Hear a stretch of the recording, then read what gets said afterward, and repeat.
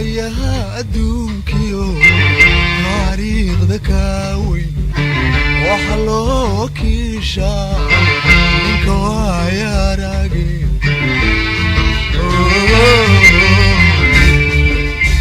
وياها أدونكيو تاريخ ذكاوي وحلوكي شا نكوايا راقي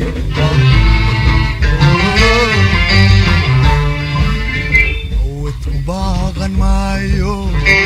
كل واري ما يسيدي وحي لذنكو قاري ولا عناية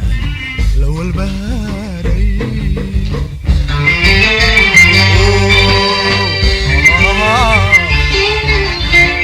وتباغن مايو كل واري ما يسيدي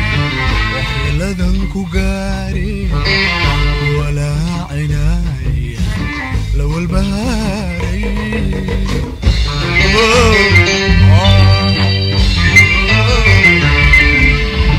وربها كعنيا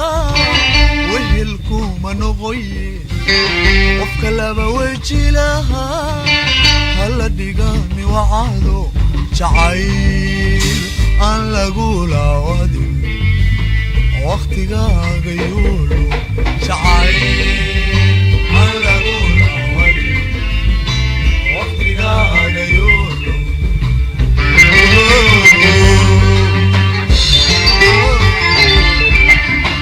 وربها كعنيا ويلكم نغي وفكلب وجي لها هلا دقاني وعادو شعيل أن لقول عوادي وقتها قيولو شعيل أن لقول عوادي وقتها قيولو شعيل أن لقول عوادي وقتها قيولو تاريخ الدماء فادرو كباقي شري وهي السماء فلد مركوين وسميه dadku markiiba ka dooday ee daraawiish dhaliyay ee colaadii kale faransiga loo qaaday dhaliyay waa ka wada waraysan diintiisii uu siiyey dadkii uu gaalaysiiyey reerihii dhammaay faadaroo ku baaqan jiray odayaashii wadaadada ahaa ee macasabka loo xidhay la yidhi waa dawa ee indhaha marmariya waa saliibkii waxyaalo badan reerihii dhammaay faadaroo ku baaqan jiray odayaashii wadaadada ahaa ee macasabka loo xidhay la yidhi waa dawa ee indhaha marmari allahu akbar bay ku galaan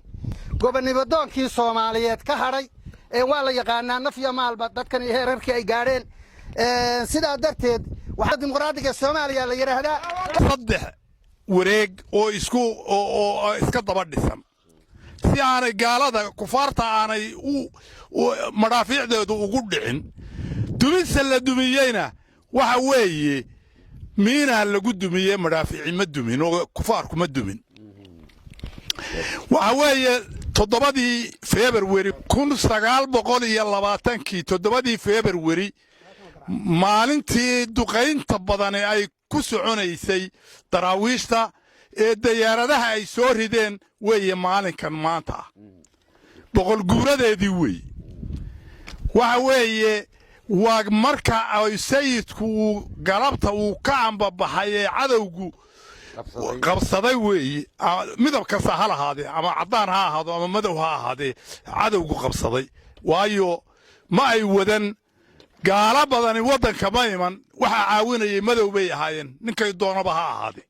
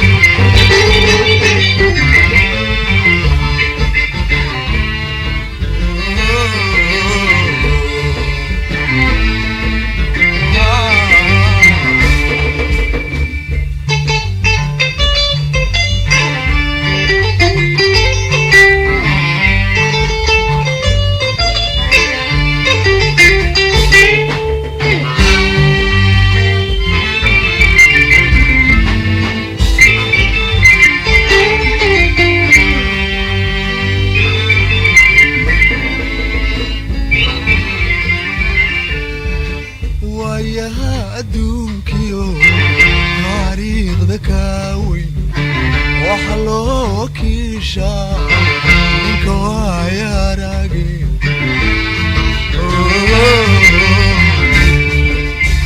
ويا هادونكيو تاريخ ذكاوين وحلو كيشا منكوا يا راجل